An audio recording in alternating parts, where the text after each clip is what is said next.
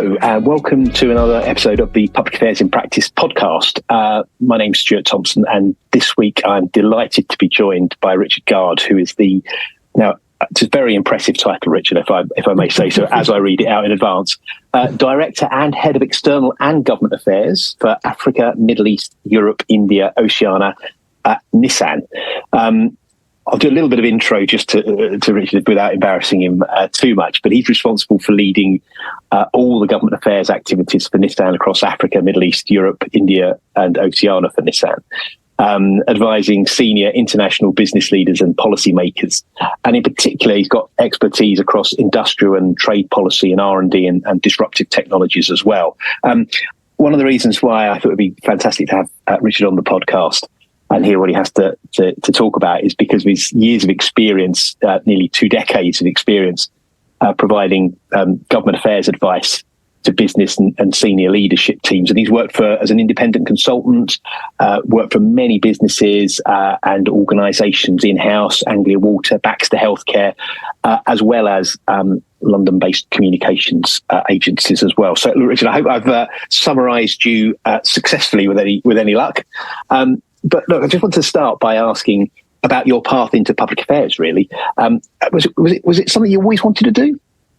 Well, thank you very much, Stuart, for the invitation. And yeah, it is a long title. It's not as impressive. It may sound impressive when you first look at it, and then you start to look at the detail, and you think, my God, that's a lot of work. But thank you for outlining it. So to be honest, I've always been interested in international relations, I would say, and politics. So I was born in Zimbabwe, and I think that makes, before we came to the UK, and I think that highlights the importance of a political environment. So I was kind of sensitized to it, and it kind of underscored, I think, a natural affinity probably that any of us who work in public affairs or government affairs have for politics. So I think that experience and that exposure kind of sort of underscored that. After I finished my degree, I went to work for the International Institute for Strategic Studies, and actually, I got the job there working on, at the time, their armed conflict database, and this was in the run-up to the Second Iraq War. But I got the job there as a result of my dissertation being on asymmetric warfare. And it was literally, I was handing it in the day of the attacks on the Twin Towers in the States. And whilst I didn't predict those kinds of attacks, I was making,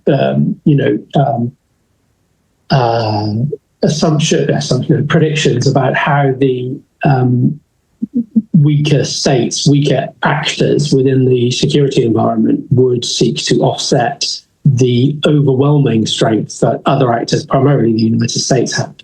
So I was looking at things like attacks on utilities rather than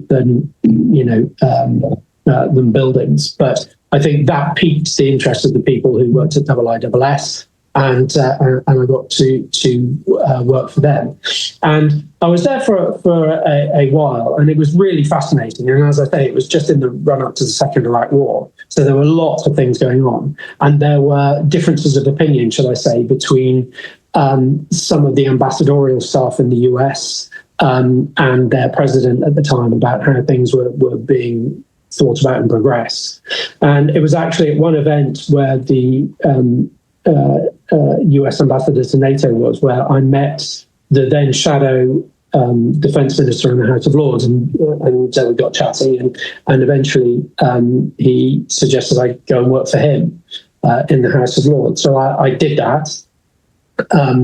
Really fascinating, and I think for those of us involved in government affairs who've been on the political side, who've seen lobbying from the other side, it teaches you things, and a difference, I think, between PR-based lobbying and policy-based lobbying, dare I say it. And that was an interesting. I'm then following there. To be honest, I went for the money and started looking for jobs with other people because being a researcher in the House of Lords doesn't pay much money. I think that's true. Yeah, so that often happens. It's all right, very well and good doing sort of think tanks and MPs, etc. But then at some point, you need to try and earn some cash to pay a mortgage Exactly. or put a deposit together for a house. Yeah. And you're right. And actually, you point to a really interesting bit, which is most people's sort of route into public affairs is still, sometimes it's, traineeships and more. There are more apprenticeships around nowadays as well. But it's often working for an MP. But actually, that think tank way in is there as well for people. Yeah, absolutely. Yeah, and it does give you, I think it's given me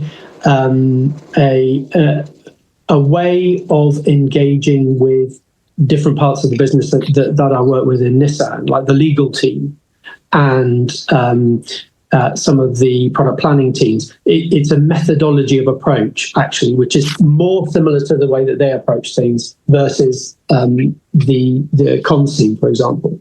So that's helped me, I think, engage and ensconce myself in the business thinking in some of the roles that I've been in. And you're, as we've already touched on, you lead a team, and I don't know how many, it's a relatively small team, I think you have, it is, yes. But covering that huge region. Yeah. Do you use agencies to support that as well? Or, and just the logistics of trying to manage a region of that size or a number of regions of that size. How do you go about doing that? Yeah, with a lot of difficulty, to be honest. It's so we do have a really small team covering that big region.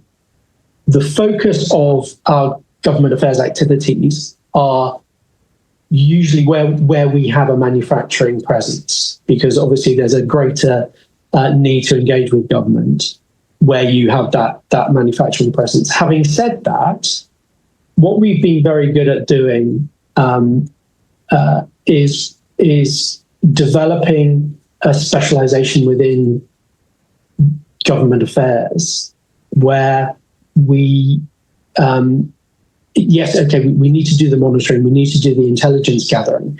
But as I was saying before, having a very close relationship with the business planning functions and the legal functions enables us to start being predictive in a way that I think some teams aren't if they're not as plugged in. So we can see the direction of travel of the business. We can start to identify trends within the business and map those against external political and geopolitical trends. So we punch way above our weight in terms of size because we are really intelligently linked in, And do you use agencies in that setting as well? There, just because again, with a small team, say even as effective as you are in terms of plugging into, and because that internal piece must take a lot of your time to be that plugged in, to then let alone do the government affairs part of that. It does, but I think having people who are geekish about politics, I think helps. So they will read stuff on the bus that helps with what they're doing, because they're just interested in it. But yeah, we do use some agencies. I think given the size, as you can imagine, given the size of the region, we need to have expert understanding of the different political circumstances. So yes, where we have, so I'm just thinking how many agencies have at the moment on the books. For that whole region, it is only 5. Wow. And they aren't the big ones that you would, the global agencies. I think probably with one exception, but we're only using what would be one of the recognizable global agencies with their specific knowledge of a certain region. Oceania in this example, but everywhere else, they're actually quite small boutique agencies. And has that taken, so we touched on that you've been at Nissan for just over 10 years or so there. And has the way that you've used the agencies changed as you've sort of developed, if I can paraphrase you slightly, the sort of the more policy-based approach to PA, if that wasn't indeed what Nissan already did in the past, or that's something you brought in? Yeah, so I think anybody who's worked in agency for any length of time has it really drummed into them about of how the customer is king. And I think that's why I really appreciate people who've had that kind of agency experience, because they take a customer service mentality with them. That kind of approach, I think, obviously I've worked in an agency as well, but I think taking that approach of how can we service you in the most effective way is the starting point. And what I would notice with agencies, I think what's changed over the past few years, from my personal experience of working in an agency, having seen agency output before that and after that, I would say there were things that were kind of what's bread and butter topics or actions that would be done and perceived by a client as a bit of a, wow, that's pretty groundbreaking, coming up with an engagement plan or something like that. Now, I think two things have happened. One, clients have got more savvy and alive to what actually they really want from an agency and what they can ask for and what they can get. But also, agencies have realised that just doing the bog standard work, yes, okay, it's important having an engagement plan. Yes, obviously it's fundamental. But it's what does that look like? How does it correlate with everything else? And how well ensconced is it to your business objectives? That's where the quality of delivery, I think, has gone up. So I think it's just, it's a quality of delivery thing, I would say, that's developed over the past few years from my perception. Yeah, no, I think you're right, and I think having smarter clients like yourself that has also been in consultancies really helps with that, because and understand how the businesses work, and understand the sort of nature of the teams that you can have made available to you, the financial pressures on them as well, and exactly. Being able to have a bit more of a grown-up conversation between the client, who obviously has budgetary pressures, but also the consultancy, who also have budgetary pressures and need to make a profit, etc. I think it is a big shift as well. Yeah. And I don't know about you, but I've noticed a sort of a desire and willingness. A desire is not just a willingness to be agile and nimble in the approach, particularly from a lot of agencies that have started up in the past 5 years or so. And that's, as I say, the agencies that we use, the majority are what would be described as boutique, because there is a kind of, there's an entrepreneurial approach to them, which meshes with how I like to run government affairs. Yeah, I think and I think they're a bit chippier as well, in a nice sort of sense. They feel that sort of, we can kick out against some of the established players here, and this is the way that we can, deliver a presence in the marketplace is through exactly what you described, Richard. I think but then if the bigger agencies are taking notice, which they obviously do, they can then in turn learn from some of that as well, or take some of the people and nick the approach. One of the two, I suppose both are available as options. Absolutely. And what about how do you? I mean, look, again, apologies for harping on about time, but that range of different places that you have to sort of keep an eye on. Sorry, that's massively downplaying it. Sorry, that's not what I mean. But overseeing all those. How do you do that on a personal level? How do you balance that pressure on your time? And of course, not just that, but there will be time differences here as well, which must be difficult to manage as well. How do you do it personally? Yeah, actually, as you mentioned, the time things, I would say that's probably something which I still struggle with occasionally, the very, very early starts or very late finishes. That's something which I still, I'm constantly getting my head around.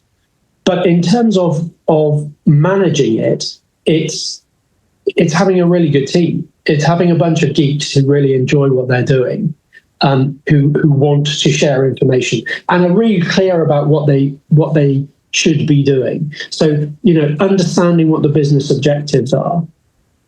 And Nissan's been going through a lot of changes recently, but still there are some core business objectives that we know that we as a government affairs team need to deliver and support on for the business. So there are, it's having the right team who are hungry and interested in what they do, but it's also having a broad understanding of themes, geopolitical, geostrategic, and policy themes that cut across all of those different regions. So, as an example, if you look at CAFE regulations, encouraging automotive companies to reduce emissions, those CAFE policies are present in the vast majority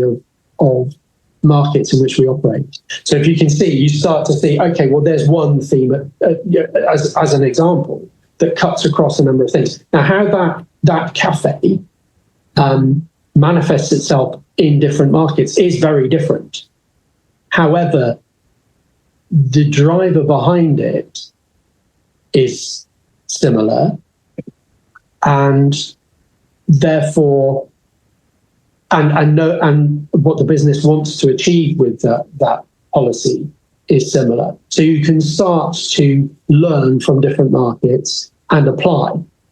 There have been instances where we've noticed where one market has done something on that regulation where you think that's really clever. We should be recommending that to somewhere else. So it actually does enable us to learn and use. I hesitate to say best practice because it's not necessarily best practice. It's just different ways of looking at things. But things that work, things that seem to be effective in one place, you can at least think about doing that in another jurisdiction. Exactly. And what about when you get sort of big, I'll call it an existential. I can't even say the word existential even threat like sort of tariffs. Yeah. And obviously trade deals and all sorts of different aspects of that, new regulations, deals between countries, etc.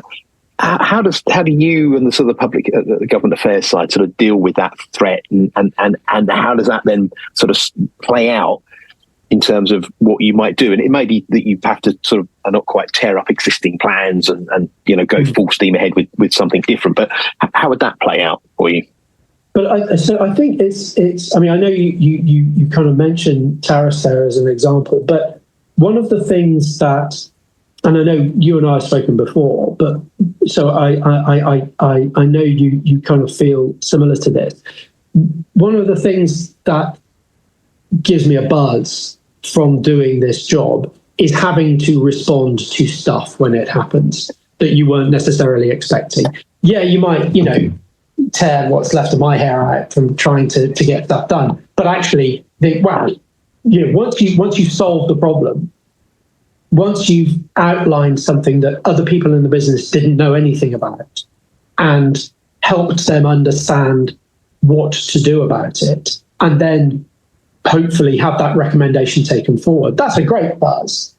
To go from not knowing anything about tariffs. I had some understanding of tariffs because I was involved in the leading the Brexit work for Nissan, but beyond the UK EU kind of agreement, I didn't have a huge amount of understanding of tariffs. And I think what we've seen recently with the US throwing a massive great rock into the status quo and the ripples that come out of that, I think being at the forefront of a business where those things really matter to the success or failure of the business, and the success of the failure of the business means people's jobs, helping the business navigate that and find solutions is a great buzz. Yeah, look, I agree. As you say, I agree with that totally. I mean, it's in the nicest possible sense. It's sort of why we're in this and find it interesting, exciting. It is that what you do is not just challenging, but has a real impact as well. As you say, people's jobs, and if you're in, I don't know, local government or something like that, it might be services that you're delivering. It'll vary between organisations, but to be in and around that and have some sort of hopeful role in shaping the way that an organisation responds and having a positive impact for employees and service, those you deliver service to and others, I think it's fantastic. And also, how many others get to be in the sort of situation where you can have that sort of direct impact as well. So I think it's what makes government affairs, public affairs, hugely interesting. And in terms of sort of advice that you've received over the years, Richard, I mean, in your various roles, we ran through a few of them earlier on. Any sort of good advice, sort of stick out that you particularly sort of come back to time and again, or you've adopted into your approach or anything like that? I think I have learned from. I mean, I didn't realise this until I was talking to a recruitment consultant many years ago now. But what I've had apparently is a portfolio career, and I've taken something away from every single experience that I've had, and there isn't anything that would especially stand out from my experience in government affairs as being a piece of advice that I've taken with me. Each experience, each of the interactions I have added to the layers of knowledge and experience I've had. What I would say is one piece of advice that was given to me, not by a government affairs person, but by the guy in charge of Baxter Healthcare in the UK at the time, an incredibly knowledgeable guy about the medical devices industry, been working in it for a long time, really very well respected. But I think he invested some time with me because it was the first time I'd worked in a medical devices or pharmaceutical kind of environment, and it is incredibly sales driven, and there's a lot of energy that's put into the sales, and the sales team elicits a huge response from the rest of the business, and there's a huge, as I say, an amount of energy that comes from them. And I think there isn't like one thing in particular, but what I learned from him was, and this is before I went into agency, how important the customer is. And he taught me that actually, even within that one organization, I have a number of different customers. And identifying what those customers' needs are is the priority for me in-house. That's something that I was able to take to agency, as I say, and I think that's been a trend that's followed through, the primacy of the customer. Yeah, that's a really interesting insight because, again, when we're thinking about measures of public affairs and those sort of things, we tend to fixate on, I don't know, meetings or sentiment or whatever. But actually, for a lot of organisations, as you say, medical devices, pharmaceuticals in general, and you can, I'm sure, pick on many others as well across retail. But that it's sales. It's that's the marker, and we have to play our role in delivering on the aims of that organisation. And if that's sales, that's sales. And given that cumulative experience that you talked about, how do you see your role sort of developing? How do you think your role, but maybe government affairs in general? What's the big shift that you see coming down the track? Well, so I can only say what I've done with my function, and I haven't got any specific examples that I'd highlight externally, but I get a sense from a number of places that they're moving in this direction. So a couple of years ago, I made the argument internally to our chair of the region that we needed to set up a geostrategic function within government affairs. And as I say, that was a couple of years ago. We're now a year and a half in. year and 3 quarters into having a team, a really small team, 3 people plus me. I would say I'm part of that geostrategic team. That with the express purpose of taking a step back from domestic politics and looking at the linkages between the political actions between states. So, seeing, tariffs, as the example that you raised earlier, tariffs as an example of geopolitical, influence. That is something which we're seeing. We can't see at the moment that going away. So we were well positioned, I think. Well, we were well positioned to be able to respond to an increase in that geopolitical and geostrategic uncertainty, because we have people whose specific roles. Okay, yeah, don't focus on the domestic unless it has a direct relationship or connection beyond or within other supranational institutions. So I think that's only going to continue. I think, as I say, I've been to a couple of events where some of the big agencies are doing that, and but I think in-house, I think there is a great opportunity for people who understand politics to place themselves as people who can understand or help interpret the motivations of the geostrategic environment. So it's more of a sort of I don't like to use the word helicopter view, but it's having the capacity to sort of step back, look at those interactions and interconnections, and use those in a positive way to shape the future direction of the not just the government affairs, but the organisation as well. Exactly, yeah, and it very much is the organisation. I think we in government affairs, public affairs, have a prime opportunity now to show the real value of being political geeks. It has a tangible value in a way that it didn't have to a number of people before.